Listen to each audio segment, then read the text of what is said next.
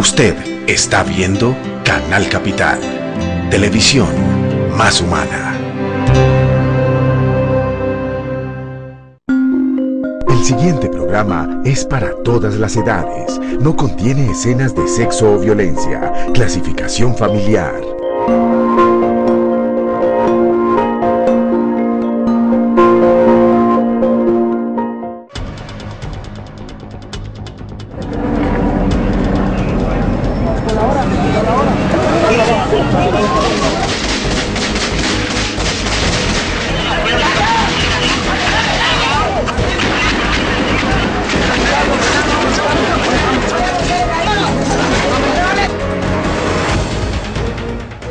Queridos amigas y amigos de Canal Capital, un día más desde Casa Grau para hablar de derechos humanos y el estado de la paz en Colombia.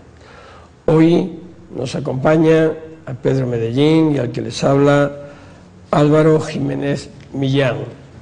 Álvaro Jiménez Millán es el coordinador de la campaña colombiana contra minas antipersonales. Desde hace 14 años asumió esa responsabilidad, siendo miembro fundador de la Red del Trabajo de Seguridad Humana en Latinoamérica y el Caribe. Es politólogo, analista de conflicto colombiano, ya sabe lo que son unas negociaciones de paz con el presidente Belisario Betancur, fue vocero entre el M-19 y el gobierno de Betancur. Asimismo, en 2013 fue seleccionado por la revista Semana como uno de los 30 mejores líderes colombianos y recientemente, el 9 de abril de este año, le otorgaron la medalla de grado de Comendador del Congreso de la República. Muchas gracias, Álvaro Jiménez. ¿Y qué se siente cuando lo hacen a uno comendador, el Congreso de la República, ni más ni menos? Muchas gracias a ustedes y a la audiencia de Canal Capital por escucharnos hoy. La verdad es que en la entrega de la medalla del Congreso hay un reconocimiento al esfuerzo de un equipo de trabajo muy grande que tiene la campaña colombiana contra minas y que ha construido en el devenir de los últimos 10 años básicamente. Es el esfuerzo de 300 voluntarios que tenemos en zonas rurales de 22 departamentos del país y un equipo que hace presencia generando procesos de educación en el riesgo de minas, acompañando a víctimas de las minas y de todos los remanentes explosivos de guerra que se encuentran desafortunadamente en las zonas más difíciles en términos de acceso, en términos de presencia del Estado en nuestro país, todo lo que es la zona del borde de la frontera agrícola, y que por fortuna no están aquí en Bogotá o en el centro de las ciudades donde está la mayoría de la población, pero que deben ser un objeto de referencia permanente para el resto de la población. Entonces uno siente alegría de que eso se reconozca y el saludo para todos ellos. Álvaro, una pregunta ahí. En esto los colombianos tenemos muy poca conciencia de la magnitud del problema del minado en el conflicto, y es uno de los temas sin duda sensibles frente a los cuales necesitamos tener conciencia. Si uno le dijera, deme datos de la profundidad y de la extensión del problema de las minas, ¿usted qué datos nos da? Uno solo. En el año 2013, Colombia fue el primer país a nivel global en el número de víctimas nuevas. ¿Eso qué significa? Que estamos por encima de Afganistán. ¿Cuántas víctimas? Tuvimos víctimas nuevas el año anterior, 373. Más de una diaria. Más de una por día, civiles de ellas el 40%, militares el 60%. Hago la diferencia básicamente por una razón, y es que la población civil que es víctima de minas está en una condición diferente de las víctimas militares. Los unos son combatientes, están en el ejercicio de una actividad profesional que han asumido, mientras que los civiles son personas que son víctimas de la mina mientras van a recoger la leña, mientras van a Y cultivar. normalmente el estrato más bajo de la Claro, sociedad. son los campesinos que están en el pobre. borde de la frontera agrícola, en los rincones del Putumayo, en el Piñuño Negro, en las zonas del Catatumbo más extremas por San Calixto, en el borde de la frontera de Arauca y Venezuela, en las zonas del Bajo Cauca, en regiones muy complejas de Córdoba o en regiones muy apartadas del Chocó. Es decir, estamos hablando de que las minas afectan a los ciudadanos más débiles. ¿Cuándo empezó el tema del minado? En los últimos, bueno, digamos que registros públicos oficiales existen desde el año 90 hasta el 2014. ¿Cuántas Tenemos víctimas una llevamos? cifra de 10.000, casi 11.000 personas, 10.600 personas. Si sumamos las que tenemos a la fecha del 2014, ya estamos en cerca de 66 en lo que va corrido de este año, ¿sí? Quiere decir que progresivamente estamos incrementando el número, ¿sí? Y que detener esa circunstancia es un tema que está asociado al proceso de paz actual. ¿Quiénes están usando las minas? Históricamente, digamos, desde principios de nuestra guerra, que había que irnos bastantes décadas atrás, las han utilizado todos los actores. Nosotros tuvimos una planta de producción militar en Indumil, de minas. ¿Nosotros somos quiénes? Colombia, como Ok. Estado. Tuvimos una planta de producción de minas en Indumil hasta el año 98, ¿sí? Colombia se hizo parte del tratado que prohíbe las minas en el año 2001 de manera efectiva, y digamos que hemos hecho unos esfuerzos desde el gobierno para que las minas sean destruidas, para que, digamos, haya una corrección de esa política, pero hay un uso cotidiano por parte de las FARC, Álvaro, del ELN y de ¿y esas grupos. minas antipersonales solo eran puestas por los grupos guerrilleros o eran fabricadas también por el gobierno o empresas abiertas? Y eran utilizadas, han sido utilizadas en Colombia también las minas antipersonales Por el Estado. por el ejército. Sí, las minas fueron fabricadas por Indumil hasta el año 98, y hasta el año 2001 Colombia utilizó minas de tipo industrial, unas que fabricábamos y otras que exportábamos desde Estados Unidos. A partir del año 2002 hay una prohibición interna dentro del ejército, dentro de la doctrina, de no utilizar más minas antipersonal. Pero, digamos, ¿Pero están sembradas ahí todavía o no? están sembradas en lugares indeterminados, porque es muy difícil saber dónde se pusieron minas en la década del 70, las que se pusieron industriales de esa época. Y hay una suerte distinta desde el punto de vista de las guerrillas, que han fabricado sus propias minas, y las minas que utilizan son fundamentalmente minas elaboradas artesanalmente en campamentos del ELN o de las FARC, y se han diseminado por todo el territorio nacional, ¿sí? ¿No hay, por tanto, posibilidad de hacer una especie de mapa o de atlas Es un mapa de riesgo de minado? mina. Lo que estamos haciendo es un mapa que sigue los accidentes. Entonces lo que tenemos es un mapa de accidentalidad. Una secuencia. Pero las minas que están sembradas solo las conocen las personas que las sembraron, en algunos casos, porque también hay que decir que muchas de las personas que han sembrado minas han muerto en los combates, y entonces esa información se pierde. No es cierto, como se piensa en algunos momentos, que la guerrilla en algún momento se sienta y elabora un mapa detallado donde dice Aquí aquí vamos a sembramos y poner. aquí no sembramos. No, esos mapas no O sea, existen. no obedecía a patrones, sino a zonas de combate o de... Ha sido muy coyuntural, digamos, hay momentos en los que hemos observado que la guerrilla siembra las minas alrededor de sus campamentos para protegerse, ¿sí? Hay momentos en que los siembran en caminos que son acceso a patrullas del ejército que los vienen Por persiguiendo. estrategia. Por estrategia militar. Pero como la guerra en Colombia es móvil permanentemente, entonces por los mismos caminos que circula el ejército pueden circular campesinos, y eso hace que la accidentalidad en civiles sea tan alta, ¿sí? Especialmente desde el año 2002, que empezó la ofensiva fuerte contra las FARC, luego de la ruptura del proceso del Caguán, digamos, el uso de minas se incrementó, hasta el punto de que en el año 2003, por ejemplo, tuvimos cerca de 1.000 personas muertas o heridas por minas. Y esos son un tipo de víctimas.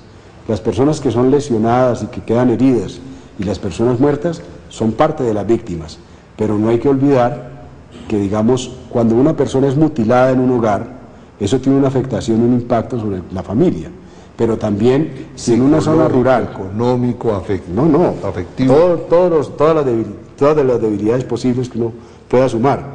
Pero adicionalmente a eso, si tú vives en una vereda y dos campesinos se fueron a cortar frijol, a sembrar frijol o a cosechar el frijol, ¿sí?, y de regreso o en el camino o en el espacio donde tenían el cultivo explotó una mina, la comunidad no vuelve allí, abandona el terreno, ¿sí?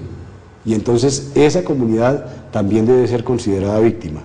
Por eso nosotros, un poco separándonos del registro oficial de muertos y heridos, indicamos que el número de víctimas puede estar aproximándose a las 200.000 personas. Los desplazados.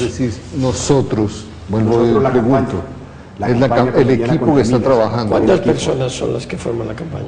A ver, la campaña tiene un grupo de 300 voluntarios en zona rural, ¿sí?, y tiene un equipo de 27 personas distribuidas en los departamentos y en Bogotá. ¿Y qué es lo que hace, El equipo. por una parte, que Álvaro Jiménez se vincule a esa campaña, y qué es lo que hacéis? Bueno, yo tengo una historia personal que está asociada, digamos, al proceso de conflicto que ha vivido este país. ¿Cuál es? Yo fui militante del M-19. En el 90, que nos desmovilizamos, digamos, yo empecé a asumir unas responsabilidades públicas en el departamento de Antioquia, específicamente en el año 92, y dentro de los procesos que desarrollábamos, un día estábamos promoviendo unos estanques piscícolas en una vereda que se llama El Aporreado, en el municipio de Segovia, en el nordeste del departamento de Antioquia, y luego de haber establecido el estanque, que era una alternativa para generar otro tipo de ocupación en esa zona que es eminentemente minera, uno de los líderes comunitarios nos llamó a decirnos que había habido unos combates en la zona. Les dijimos que pues tuvieran mucho cuidado, demás, pero después me llamaron a decirme que había habido una explosión y que uno de los líderes se había accidentado. ¿Había muerto? Yo fui, no, quedó muy mal herido. Fuimos hasta la zona, pues el equipo de trabajo y yo estuvimos allí, y con base en el conocimiento que yo tenía, conversé con la comunidad y le hice algunas explicaciones del tema. Eso llamó, digamos, como la atención mía, y empecé a buscar quién sabía o quién trabajaba el tema de minas en Colombia. No encontré en ese momento, digamos, a nadie, salvo que UNICEF y la Embajada del Canadá en Colombia, el gobierno de Canadá, estaban impulsando y promoviendo el tema de minas. Entonces tomé contacto. Posteriormente, en el año 97, 98, yo tuve que salir de Antioquia por otras razones, pues porque nos sacaron de allá los paras. Entonces me vine a vivir a Bogotá, y estando aquí en Bogotá... ¿Qué hacías allá en Yo Antioquia? era el gerente para la región del Nordeste, estaba trabajando sobre los municipios de Remedios, Segovia... ¿Era gerente de qué? El gerente regional es una figura que tenía la gobernación de Antioquia, okay, ¿sí?, para ayudar a la coadministración desde el punto de vista del departamento, en articulación con los municipios. Y estábamos promoviendo un desarrollo de organización de las comunidades cañicultoras, y eso no le gustó al jefe del bloque que se encontraba en ese momento en el Nordeste, ¿sí?, un hombre que le decían Doble Cero, y sí, hubo un intento me fueron a sacar de la casa y yo me vine para Bogotá. Y estando aquí en Bogotá, digamos, empezamos un proceso de trabajo con UNICEF que dio lugar a todo este esfuerzo de la campaña que hoy existe. Eso es, digamos... ¿Hay otras organizaciones también de minas antipersonales en Colombia? Es decir, ¿hay más gente que esté trabajando en este ámbito? De hecho, ¿qué tipo de coordinación hay? ¿O cada uno va por su sitio? ¿Cómo es esto? No, tenemos una instancia de coordinación que es un grupo de trabajo en el que nos reunimos, y hay organizaciones que hacen diferentes cosas. Por ejemplo, el CIREC, que es una institución antigua en Colombia, o la Fundación Restrepo Barco, o el Hospital Roosevelt, han trabajado mucho el tema de la atención directa, el proceso de rehabilitación y la atención médica de emergencia. Nosotros centramos nuestras acciones en tres esfuerzos principalmente. Uno, monitorear qué pasa en Colombia con el tema de las minas, y producimos un informe anual que se reporta ante el Sistema de Naciones Unidas a través de el monitor de minas terrestres, que es un documento global que se produce sobre el tema.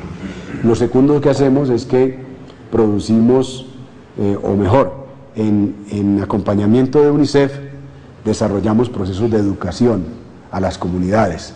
Formamos personas de la comunidad, que son las 300 personas de las que yo hablo, para que ellos mismos en sus veredas repliquen esa información, y básicamente lo que damos es unas herramientas para que la gente se pueda mover segura, en condiciones donde la seguridad... Y si tuvieras que explicarle a un ciudadano, a una ciudadana normal y corriente, qué hacer si se encuentra en una situación no irreversible, pero en una situación de riesgo, en ese momento, ¿dónde se tiene que dirigir? ¿Qué hace? Digamos que lo primero es buscar los interlocutores comunitarios, es decir, si un campesino, hay como normas básicas, si usted no lo votó, no lo recoja, ¿sí? Es decir, porque hay cosas que la gente encuentra, un radio, si no lo votó, no lo recoja, porque en una zona de conflicto un radio puede ser una mina, como ha sucedido en muchas cosas, en muchas ocasiones. Entonces, digamos, mensajes de ese tipo son básicos, elementales para salvar la vida. Si hay una zona donde hay un animal muerto, no se aproxime. Si hay una casa vacía, abandonada, no se aproxime. Si hay una zona donde usted sabe, porque usted vive en la zona, que en ese lugar hubo un campamento de la guerrilla o del ejército o de cualquier actor armado, no se arrime, porque pueden haber granadas abandonadas, trampas explosivas, hay cazabombas, todo ese tipo de medidas de seguridad que se pueden tomar. Si hay un camino seguro y cierto que es reconocido por todos, váyase por ese, así el atajo le recorte camino, no tome atajos, ¿sí? Entonces, ese tipo de medidas, ¿cierto? Ahora, ¿qué hace usted cuando hay una víctima? ¿Sí? Cuando su familiar cayó en una, inmediatamente comuníquese primero con la autoridad de la comunidad, que normalmente es el presidente de la Junta de Acción Comunal, cualquier actor que tenga una relevancia de autoridad comunitaria, y que él lo haga a partir de la... Porque puede haber otras minas allí también. Donde hay una mina y estalla una mina, lo más probable es que haya otra. Entonces, de esa zona no se arribe usted. Nos quedan 3 minutos antes de la pausa. ¿Sí?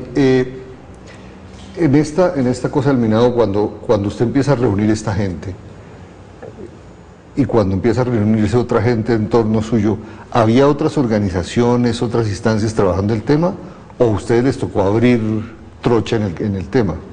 Había un pequeño esfuerzo de Scouts de Colombia, que había hecho en su momento alguna difusión con jóvenes, pero trabajando sobre terreno específico aún no había nadie. A partir del trabajo que nosotros hemos hecho han crecido organizaciones regionales, algunas que forman parte de la campaña. En el Cauca tenemos una organización que se llama la Fundación Valle de Pubenza, que hace este trabajo. Hay otra organización que se llama Tierra de Paz, que hace este trabajo en asocio con la gente del movimiento indígena, del CRIC, y de las organizaciones regionales indígenas en el Cauca. Hay organizaciones que se han configurado en Antioquia, como la Corporación Paz y Democracia, y digamos, hay otras organizaciones que hacen educación en el riesgo de minas, digamos, muy de carácter local.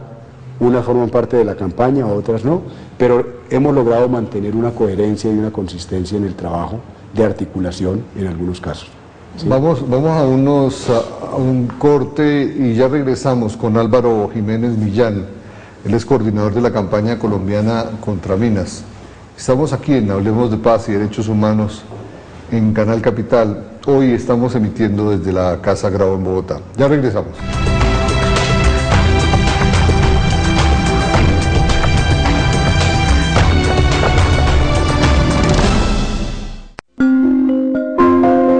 Ya regresamos con Hablemos de Paz y Derechos Humanos. Colombia quedó como representante del primer Nobel recibido en Latinoamérica. ¡Vive tu vida! ¡Vive 100 años de soledad! Este fue el primer homenaje popular para Gabo, ofrecido por Canal Capital. Soledad, soledad. No se pierda el especial Detrás de Cámaras del Concierto de la Esperanza 3. Soledad, soledad. Este lunes festivo 2 de junio a las 9 de la noche. Solo por Canal Capital. 2 años haciendo televisión más humana.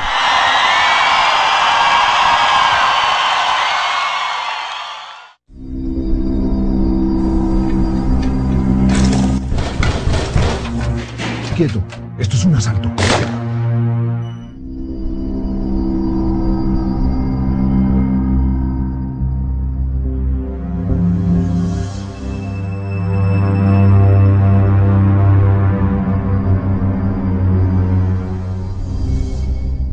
Ya la vi.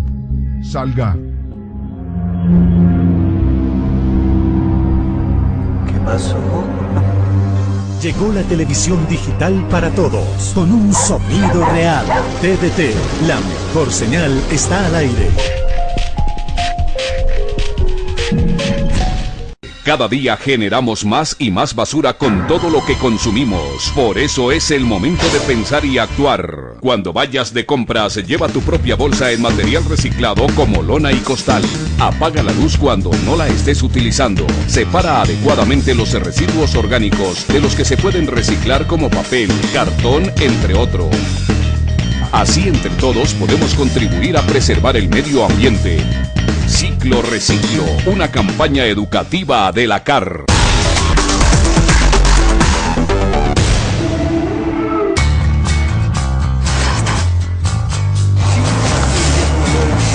Hola, ¿cómo estás? Me llamo Eduardo, tengo un amigo que se llama Kiki. Y el otro día estábamos viendo una tele en un televisor así y sonaba, era como... No puedo saber si era este televisor.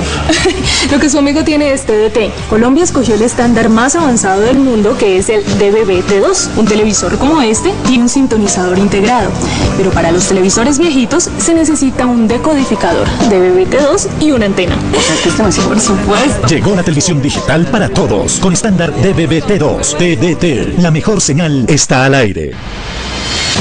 Una travesía por la conquista de la bota itálica. Los pedalistas colombianos siguen escribiendo la historia del ciclismo. Se para Nairo Quintana, atención Latinoamérica, atención Colombia que va como una moto. Estamos en el día de gloria, Camilo, se nos viene el final. 300 metros, se vuelve a parar. Nairo Man, Nairo Man, Nairo Man. Va a ganar. Sí, ganó, ganó, ganó. Ganó la etapa reina. Colombia se viste de rosa.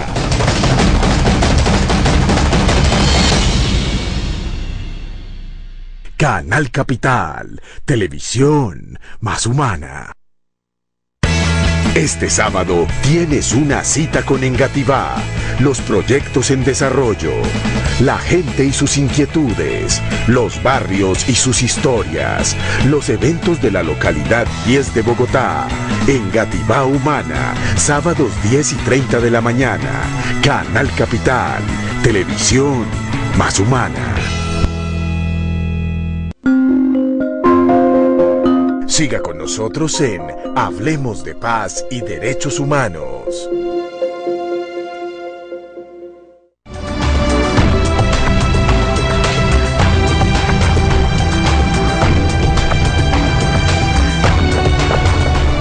Continuamos hablando con Álvaro Jiménez Millán desde Casa Grau, hablando de derechos humanos y de la paz en Colombia.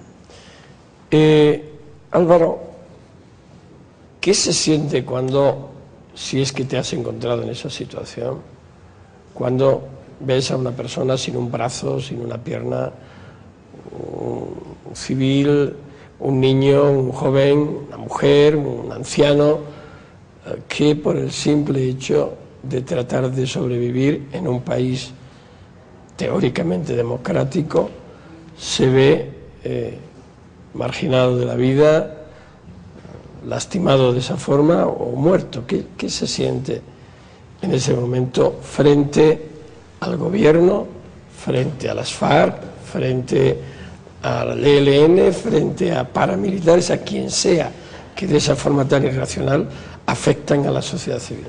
Hay una cosa que es natural y digamos la primera reacción es como te conmocionás, ¿sí? Y digamos la segunda reacción es, bueno, ¿y cómo puedo ayudar, no? ¿Qué puedo hacer? Entonces, después de superar, digamos, el momento inmediato de trasladar la persona o lograr que la persona sea trasladada a un lugar de atención, después viene como toda la reflexión personal de, bueno, ¿cómo podemos parar esto. ¿Has estado en alguna situación así? Sí, claro. ¿Cómo? Claro. No sé. Mira.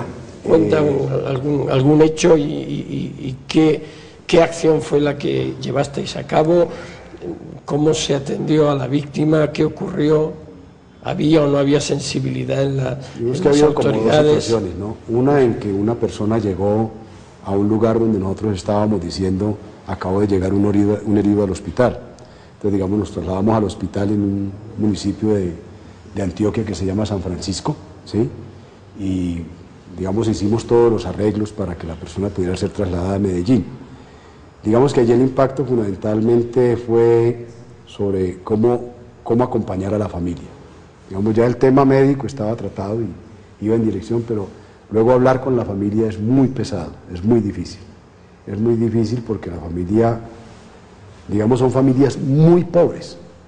Mire, es un nivel de marginalidad tan alto el de las personas que son víctimas de minas, que cómo le hablas de derechos, estados, ley. Si no hay. No tiene capacidad de comprenderlo y de asimilarlo. Entonces hay que hacer como una especie de taller muy elemental para indicarle que esa persona tiene unos derechos, que ellos tienen derecho a reclamarlas, porque digamos un poco la función que cumplimos, ¿sí? Y luego empieza un proceso de frustración, porque tú ves que los pasos subsiguientes al momento de la emergencia no son no son adecuadamente atendidos, porque el Estado no tiene un sistema que funcione de manera consistente en la provisión de atención a las víctimas. Y entonces el ciudadano está contra un muro, ¿sí? Si eso lo podemos decir ciudadanos que estamos privilegiados en un montón de condiciones, ¿qué puede decir un campesino que a duras penas tiene una lectoescritura, ¿sí? Y que tiene que enfrentar una oficina pública para que le atiendan un reclamo, ¿sí? Que no saben si él vive en ese lugar donde está haciendo el reclamo, si tiene que devolverse a su vereda? Hay muchos casos de estas personas que no vuelven al médico, porque ellos se regresan a su vereda y les dicen vuelvan dentro de 8 días, sin reconocer que volver desde la vereda hasta el lugar de atención tiene unos costos que nadie cubre, tiene unos niveles de inseguridades para ellos, porque hay zonas de las cuales salir a buscar tratamiento trae riesgos con el actor armado que está presente. Eso nos pasa en Putumayo, nos pasa en zonas del Caquetá y nos pasa en el Bajo Cauca. ¿Y quién a nivel regional y a nivel estatal se preocupa de que eso no sea así? Sí, ahí le surge a uno la pregunta de esto, ¿cuál es la red institucional que hay disponible para poder contribuir en esta tarea? A ver, hay una escrita que funciona perfecto. Sí, claro. La que está en la letra. Como siempre. Pero la distancia entre la letra y la realidad es abrumadora. ¿Cuál es la que está en la letra? La que está en la letra es un sistema público de salud que te recibe con los brazos abiertos y que te remite a un nivel distinto y diferenciado de acuerdo a la gravedad de la afectación. Okay. Que posteriormente esa red te va a remitir a un acompañamiento psicológico y te va a ayudar a vincularte laboralmente y a generarte un espacio educativo. Eso dice la letra de la ley, ¿sí? Pero cuando tú vas a la realidad, digamos, yo debo reconocer que la atención médica de emergencia, cuando el paciente llega al centro hospitalario, funciona. Es decir, las víctimas de minas normalmente llegan al centro hospitalario y se atienden sin ningún problema. Ha habido algunas ocasiones, aún persisten, hace un mes en el departamento del Tolima, en la zona de Chaparral, en donde el director del hospital dice, no, pero ¿con qué va a pagar? Que eso no está permitido. Entonces, digamos, ahí es donde entran a actuar nosotros u otras organizaciones y les indican, mire, él tiene derecho, entonces lo atienden. Pero, pasado este momento, la persona si ha sido mutilada, necesita un tiempo para el proceso de rehabilitación. El tratamiento. Un Claro. tratamiento psicológico, una Y ahí es Eso donde está viene, escrito. ahí es donde viene el Pero problema. ahí no funciona la red, ¿sí? No funciona la red porque la atención psicológica no está brindada de manera adecuada, porque hay muchos obstáculos, ¿sí? También porque hay mucho desconocimiento de la ley por parte de los funcionarios, ¿sí? Uno dice, pero ¿cómo lo van a desconocer? Pero es que son funcionarios que van cambiando cada 3 meses, cada 6 meses cambian, ¿sí? En los municipios la gente cambia mucho de puesto y digamos los intereses del alcalde pueden no coincidir con los del... caen en medio de toda esa inercia institucional que es bien compleja en nuestro país. Otros temas, te voy a poner un ejemplo. El gobierno tiene un programa de 100.000 viviendas gratis. Usted puede sentar aquí al ministro de Vivienda, yo puedo decirlo porque lo hemos hecho, y no hay una sola vivienda adjudicada a una víctima de minas. Claro, este país tiene una demanda inmensa de necesidades, ¿cierto? Pero uno tiene que priorizar, tiene que tratar de contemplar. Ahora, esos son unos temas, ¿cierto?, en los que nosotros trabajamos. Pero hay otro tema que para nosotros es urgente, que es principal, y es cómo podemos evitar que haya más víctimas nuevas. ¿Cómo dejamos de ser el país con el mayor volumen de víctimas nuevas en el aporte global del 2014? Antes ha dicho más que Afganistán. Más que Afganistán, más que Irak, ¿sí? Por minas, ¿sí? Sí, sí. Y lo que estamos haciendo es una cosa muy simple. Cuando el proceso de paz entre el gobierno y las FARC dio inicio en el gobierno Santos, en este gobierno, nosotros le propusimos al gobierno y le propusimos a las FARC mediante carta escrita que, independiente de la estrategia y del plan que me parece perfecto que tienen diseñado por parte de la Oficina del Alto Comisionado para la Paz, que introdujera un elemento nuevo por una situación puramente humanitaria, y era producir un acuerdo especial. ¿Qué es un acuerdo especial? Nosotros no estamos diciendo que se le otorguen ventajas militares a las FARC, ni tampoco pretendemos que las FARC planteen que entonces, como lo han dicho en algunas ocasiones, que entonces el gobierno deje de lanzarles bombas desde los aviones. No se trata de eso. Se trata de poner en el centro a la comunidad. ¿A cuál comunidad? A la más débil. ¿De dónde? Putumayo, por ejemplo. En el Piñuña Negro hay una escuela. Esa escuela se ha visto impedida del acceso de los estudiantes durante este año hasta el mes de febrero. ¿Por los bombardeos? ¿O por los minados? No, porque hay minas. Entonces los padres, como hubo accidentes el año pasado, dijeron, no, yo no mando más al niño. ¿Sí? Okay. Entonces, el acuerdo es muy simple, que las FARC y el gobierno, ¿sí?, permitan que un actor tercero, yo digo internacional porque tiene la experiencia, el conocimiento, o el CICR, ¿sí?, entre y limpie el perímetro de la escuela y deje un sendero para que los niños transiten. ¿Y por qué cree que no son capaces ni unos ni otros de hacer esto cuando es tan yo sí creo evidente? Que son capaces.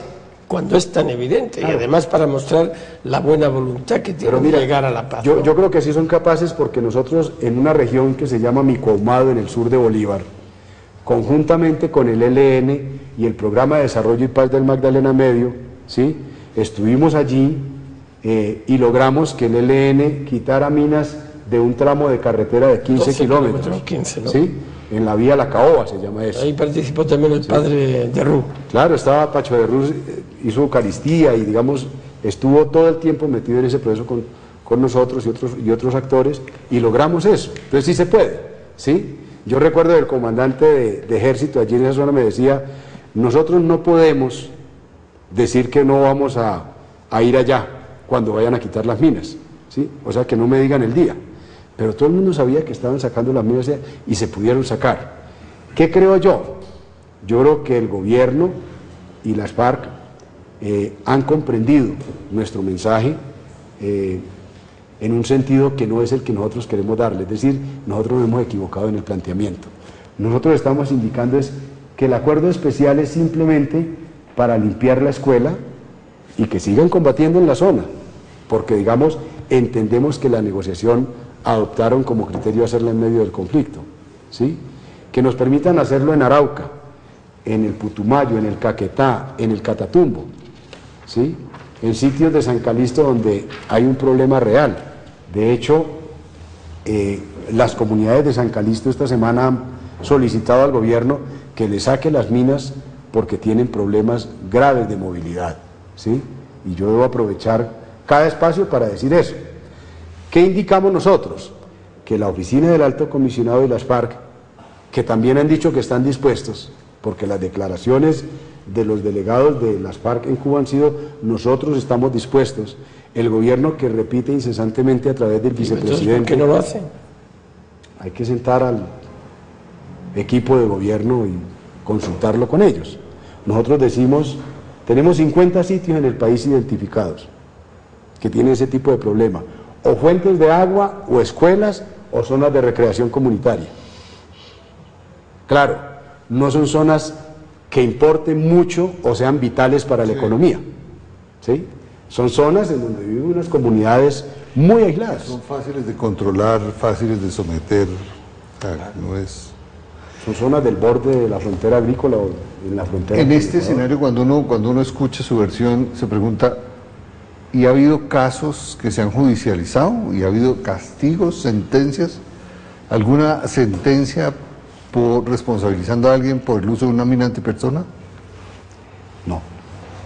No, y de justicia nos dice 98% de impunidad.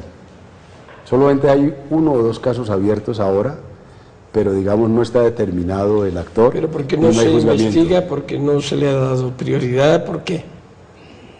¿Qué dicen las víctimas? A ver, determinar quién puso una mina que digamos, tendría que ser que la gente estuviera cogida infraganti, capturada infraganti, ¿sí? Pero hay infinidad de casos que usted registra en los medios donde dicen capturados, encontrada un depósito de minas en alguna región, ¿sí? 5.500, usted escucha permanentemente, y uno dice, bueno, ¿por qué no capturan a nadie? ¿Por qué no hay un proceso judicial para eso? Lo que logramos nosotros hacer en el año 2002 fue que la ley que regula el tema de minas incorporara la tenencia, uso, fabricación, producción como delito, pero no tenemos ni un caso ahora, no hay ninguno. Y esto lo hemos discutido con la Fiscalía General de la Nación, ¿sí? Le hemos preguntado y dicen, sí, es una cosa que vamos a investigar, estamos en un proceso de modificación de toda la estructura, pero lo que yo advierto, y creo que es un poco el sentir de muchos de quienes trabajamos en esto, es que a pesar de toda la difusión que existe, no hemos logrado que el tema de minas se convierta en un tema principal. De la agenda. ¿Sí? De la agenda pública, de la agenda de gobierno, de la agenda de actores. Tenemos que convertirlo. ¿Es porque afecta a ese sector de la población tan débil, tan vulnerable? Digamos que esa sería puede ser una lectura, a mí me parece que es una lectura, digamos, válida, pero me parece, digamos, demasiado fácil entregarle toda la responsabilidad de esa condición. Me parece que hay otros elementos como que realmente el volumen de los desplazados, el volumen de afectación cotidiana de combates, hacen como que no se mire y digamos, la apuesta principal del gobierno en paz es lograr avanzar en la agenda tal como la tiene establecida.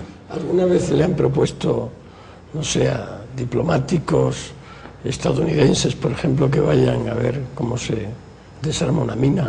No ha ratificado la Convención de Ottawa de minas antipersonales, es uno de los fabricantes de minas antipersonales más importantes y tiene buena relación con Colombia. Sí, le hemos propuesto, de hecho, advertir una cosa, son los mayores donantes a Colombia en muchas materias y a nivel de minas también. A nivel particular. ¿Sí? El tema, digamos, y sobre eso hay un gran esfuerzo ciudadano y de nosotros y otras organizaciones a nivel global para buscar que el presidente Obama, que se vea comprometido a modificar su estrategia frente a minas y adoptar la convención, digamos, aún no lo ha hecho, como no ha hecho lo de Guantánamo, como no ha hecho varios de los compromisos.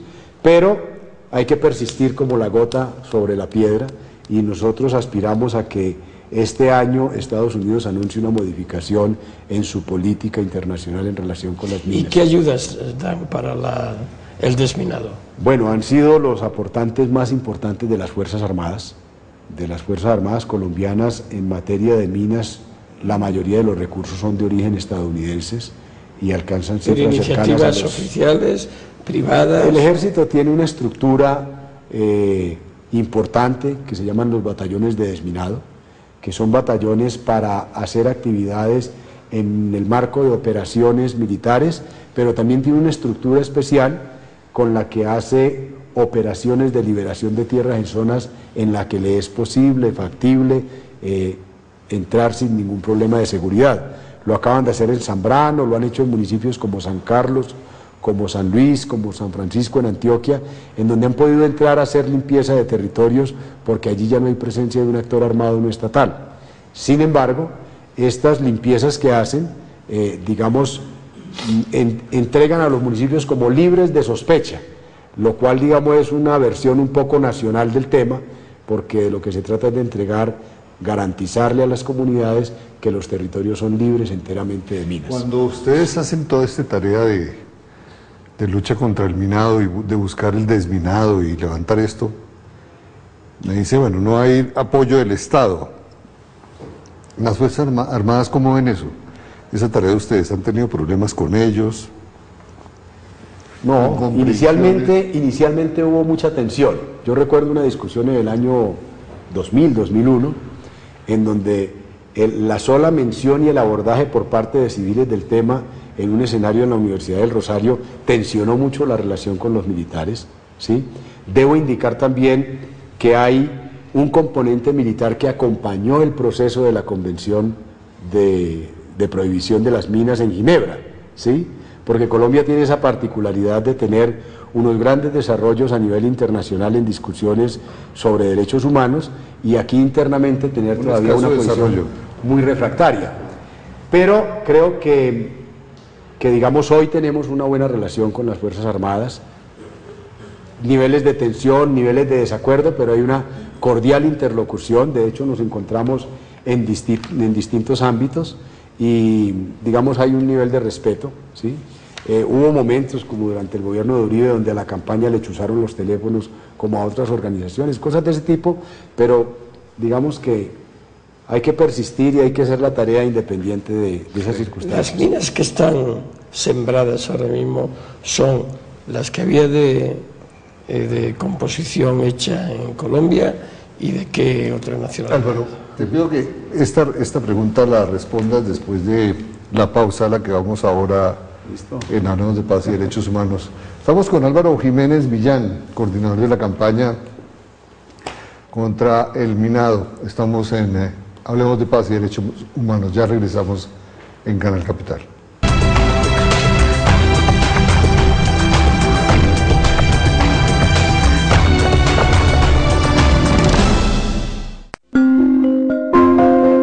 Ya regresamos con Hablemos de Paz y Derechos Humanos.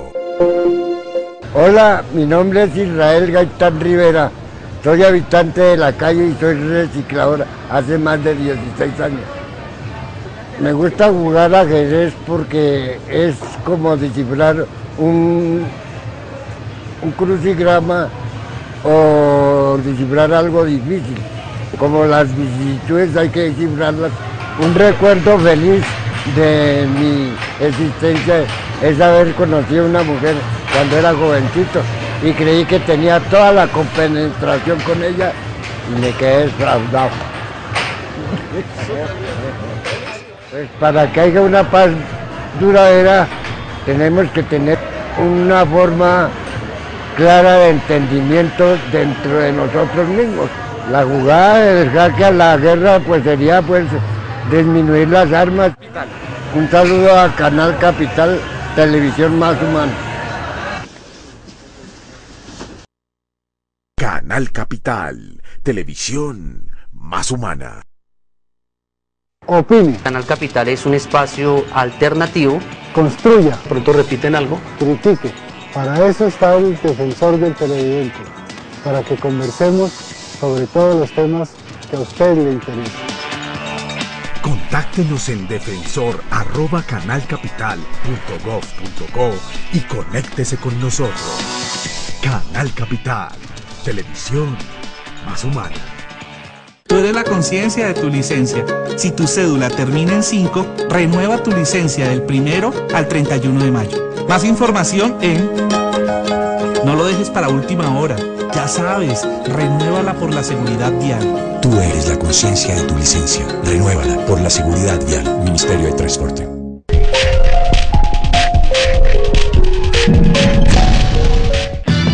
Supérate Intercolegiados. Si tienes entre 7 y 11 años, estás en las categorías infantil y preinfantil. Dile a los rectores y líderes de centros educativos, cabildos indígenas y juntas de acción comunal que te inscriban en www.superate.gov.co o infórmate en el teléfono 018.000 95 25 25. Ganar es tu decisión.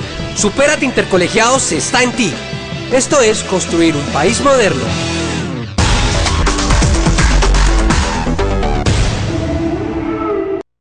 Canal Capital, el canal de los grandes eventos, transmite en directo este jueves 29 de mayo desde el Teatro Jorge Eliezer Gaitán a las 8 de la noche.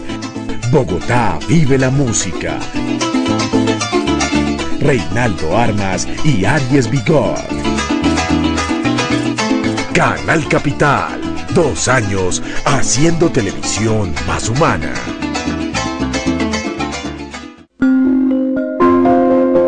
Siga con nosotros en Hablemos de Paz y Derechos Humanos.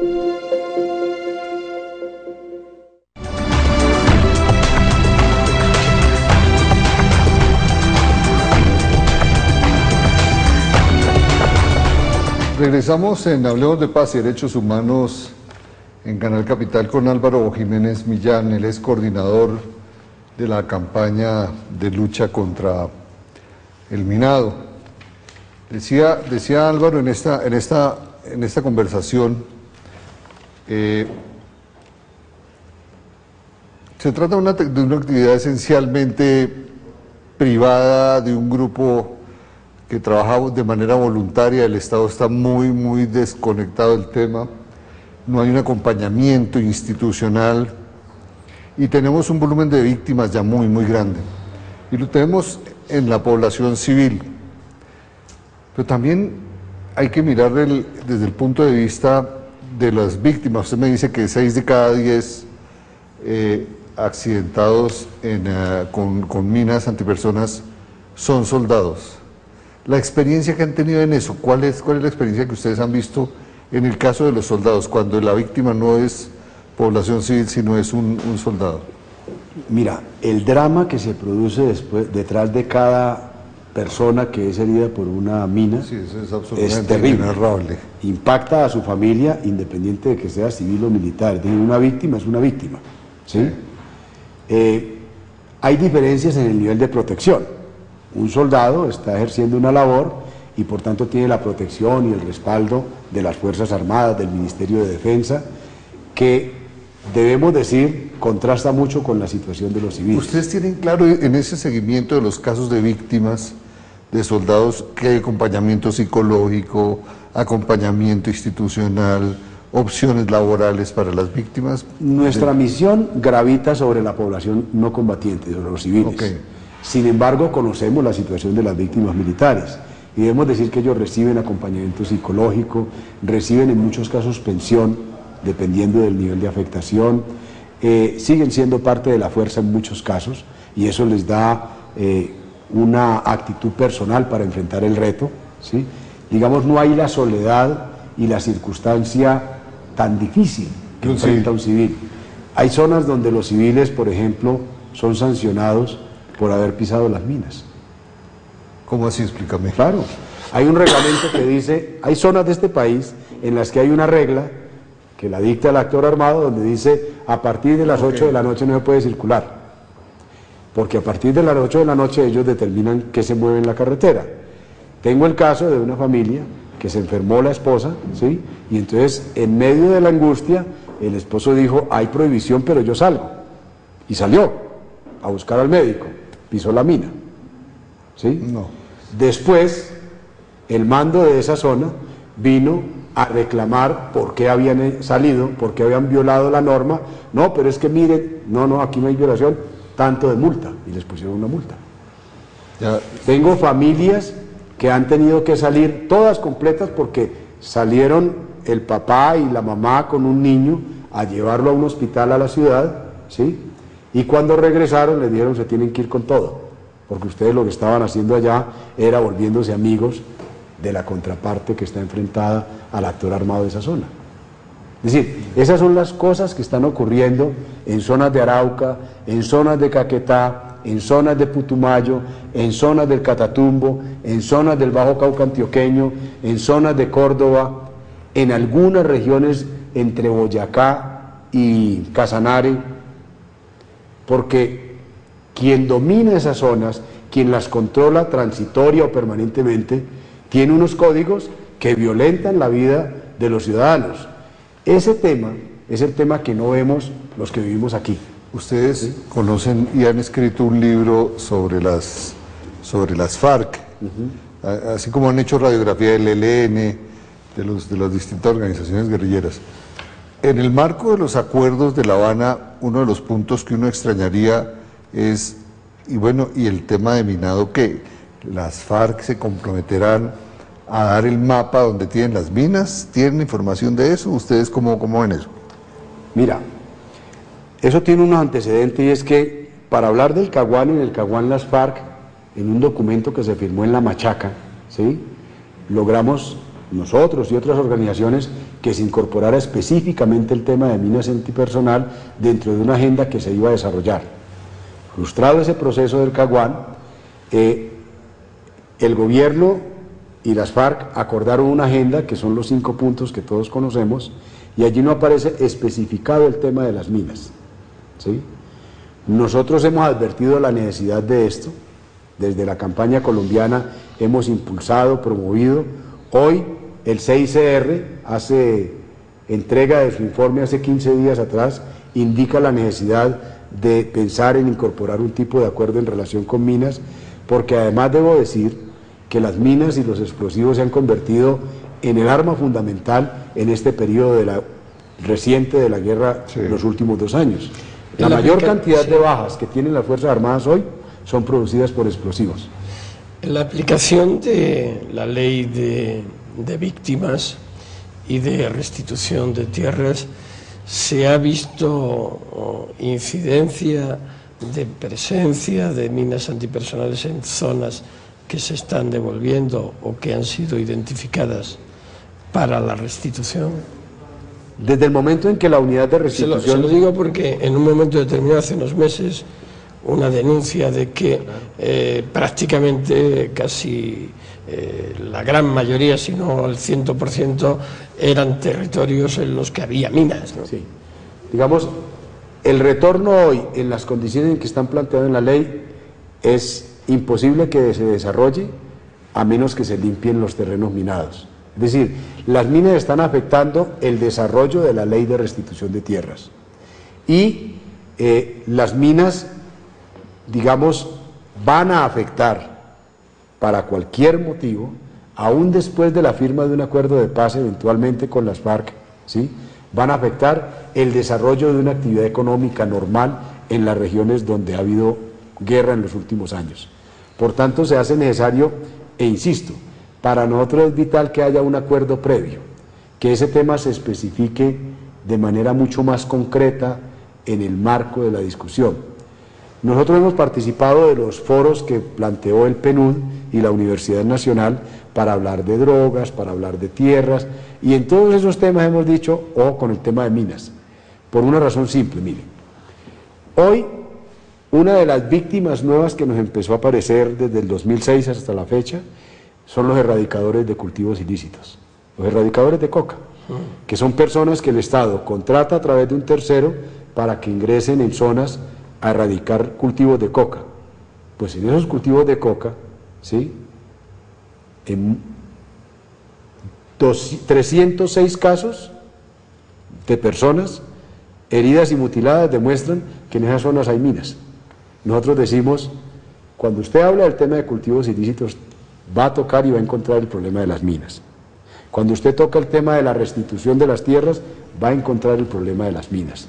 Porque las minas no son una cosa casual, son un arma que se está utilizando en la guerra, y especialmente en los últimos 6 años, diría yo, se han convertido en la herramienta principal tanto de las FARC como del ELN, ¿sí? Y advierto esto, las BACRIM de Córdoba usan minas.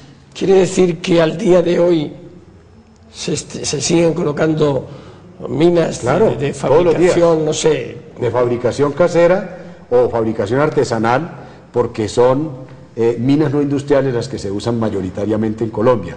Es probable que de décadas atrás haya minas enterradas que, como todos sabemos, duran 30, 40 años y que pueden ser de fabricación industrial, que antes de la prohibición se utilizaron, pero todos los días en Colombia se usan minas, todos los días. Cierra Baltasar con una reflexión final. Sí, bueno, muchísimas gracias, Álvaro. Muchísimas gracias a todos ustedes, amigos y amigas de Canal Capital. Las minas antipersonal, si hubiera que calificar los instrumentos de la guerra por la categoría del daño malvado que producen, estarían sin lugar a dudas en primer lugar. Es la forma más abyecta de atacar a la población civil. Nos decía nuestro invitado de hoy que afectan a esa zona límite en la que los ciudadanos apenas a veces pueden ser considerados como ciudadanos por parte de unas instituciones, por parte de un Estado que muchas veces los abandona, y de unos actores armados con un grado de insensibilidad que les lleva a estar en un proceso de paz, unos y otros, y no ser capaces de adoptar un acuerdo al margen de cualquier acuerdo de paz para conseguir el desminado en Colombia. Que hoy día Colombia siga siendo el primer país del mundo en minas antipersonales es algo inaceptable. Muchísimas gracias, amigas, amigos, desde Casa Grau hasta un nuevo encuentro en Hablando de la Paz y los Derechos Humanos en Colombia. Por ahora.